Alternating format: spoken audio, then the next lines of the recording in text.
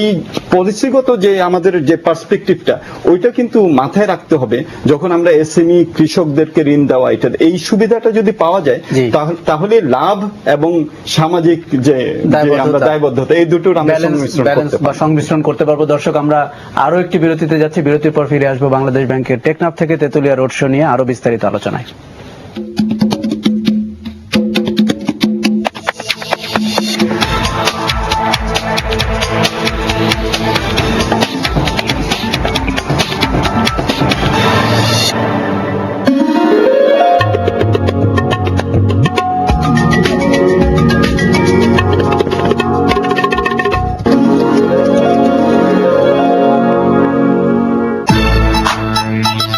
RTV প্রচারিত সর্বশেষ সংবাদ জানতে ডায়াল করুন গ্রামীণ ফোন, বাংলা লিংক, সিরিসেল এবং ওয়ারিদ থেকে 4141 নাম্বারে।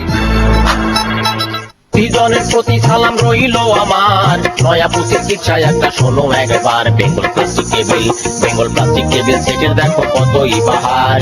সর্বস্তরের মানুষ করে নিহার ব্যবহার। বেঙ্গল প্লাস্টিক সেটে বৈশা সারা। বেঙ্গল প্লাস্টিক টেবিল সেট, টেকসই, মজবুত আর বাহারি রঙে। বেঙ্গল, আস্থা শতভাগ। ব্ল্যাক হর্স মানে নতুনের ডাকে তোমাকেই খুঁজে পাওয়া। ব্ল্যাক হর্স সঙ্গীতের উন্মাদনায় নিজেকে মাতিয়ে তুলুন সুরের তোলায়, সঙ্গীতের মূষণায়।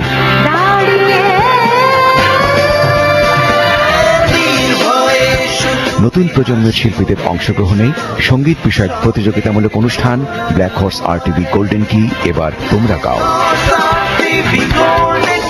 জমে উঠেছে প্রতিযোগিতা। সঙ্গীতের এই জমজমাট লড়াই উপভোগ করতে প্রতি মঙ্গলবার এবং শুক্রবার রাত 9:25 চোখ রাখুন শুধুমাত্র আরটিভির পর্দায়। আমি আমার কিচেন রাখি অলওয়েজ ক্লিন অ্যান্ড হাইজেনিক, আর স্মার্ট কিচেনের জন্য আমার আছে Bengal dish rack. Glass, plate, গোল চামচ রাখে একসাথে ক্লিন প্রতিদিন, পানিও ঝরে যায় সহজেই। বেঙ্গল ডিশ র‍্যাক, রান্নাঘর রাখে ঠিকঠাক। বেঙ্গল, আস্থা শতভাগ। আরাম আরাম চাই, আরাম উঠতে বসতে চলতে ফিরতে। আরাম আরাম চাই, আরাম ঘুমে বা ঘুরতে। কারো আরাম তুলতে, আবার কারো আরাম ঝিনতে ঝিনতে। কারো আবার লাগে আরাম দিল কি বাত বলতে বলতে। আরাম আরাম চাই, শুধু আরাম চাই। কথায় আরাম চাই, ব্যথায় আরাম চাই। আরাম তো হারাম হয়ে যাবে না। বেঙ্গল ফোম আছে না? বেঙ্গল ফোম দীর্ঘদিন ব্যবহারে বসে যায় না, তাই শুধু আরাম আর আরাম। রাতে আরাম চাই। বেঙ্গল ফোম, আরাম রাত দিন। ইহা মাস্টার মশার স্টিক। ইহার সেবনে দেহ নানান বর্ণ ধারণ করে। ইহা রোমানিয়া স্টিক্স। ইহার সেবনে দেহ নয়, মন হয়ে যায় multi colour. Romania sticks, test ইহার ফ্যান্টাস্টিক্স।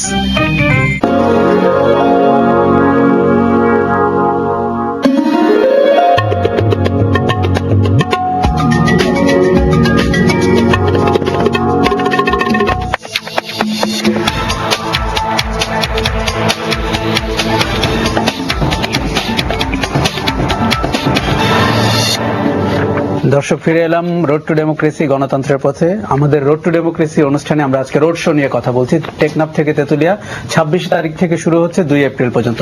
গোবিন্দশীল, আপনার প্রশ্ন। রোড টু ডেমোক্রেসি মানে অনেক রোড। এই প্রশ্নটা আমি নিয়ে যেতে চাই হলো মানি লন্ডারিং এর দিকে। এখন আপনারা যদি এই বিষয়ে এখন নিশ্চয়ই কথা বলতে রাজি থাকেন, সেটা হলো যে ইন্টারন্যাশনাল পার্সপেক্টিভের দিক থেকে মানি লন্ডারিং যেভাবে আমাদের এখানে যে নিয়ম কানুনগুলো হয়েছে, বিশেষ করে এটাতে যুক্তরাষ্ট্র আমাদেরকে সহায়তা করছেন এবং আমরা বিভিন্ন সময় দেখেছি তাদের আগ্রহটা সবচেয়ে বেশি। আমার প্রশ্ন হচ্ছে যে মানে মানি লন্ডারিং এর ক্ষেত্রে যুক্তরাষ্ট্রের আগ্রহ কেন বাংলাদেশে বেশি হলো? তারা মানে শুধুমাত্র মানি লন্ডারিং প্রশ্ন তুললে হবে না, এখানে international law and order, international law এর প্রতি যুক্তরাষ্ট্র কতটুকু শ্রদ্ধাশীল সেই প্রশ্নটা আমি তুলতে চাই। বিশেষ করে তারা যখন তালেবান গঠনে সহায়তা করেছিল, তাদেরকে অস্ত্র দিয়েছিল, বিভিন্নভাবে সহযোগিতা করেছিল। এখন এই পর্যায়ে কোভার্ট অ্যাকশন বলে একটা কথা আছে, সেটা তো যুক্তরাষ্ট্র জড়িত। মানে একদিকে তারা কি আজকে ওই অবস্থায় অতদূর যাবো কিনা আলোচনায়, তাহলে এই আলোচনাটা মানে এই আলোচনাটা শেষ হবে না। মানি লন্ডারিং এর এই আলোচনাটা শেষ হবে না যে আজকে কালো টাকার মালিক কোন কালো টাকার মালিককে আপনি ধরতে যাচ্ছেন, যাদেরকে যুক্তরাষ্ট্র কি একসময় সহায়তা করেছিল। আমরা মানি লন্ডারিং বা প্রতিরোধ করার ক্ষেত্রে আসলে কি বলতে চাচ্ছি? মানি লন্ডারিং দেখুন, এটা একটা ওয়ার্ল্ড ওয়াইড ফেনোমেনা। এটা মানে কোনো একটি রাষ্ট্র বিচ্ছিন্ন রাষ্ট্র হিসেবে থাকতে পারে না। আমরা যেহেতু একটা মানে আপনার গ্লোবাল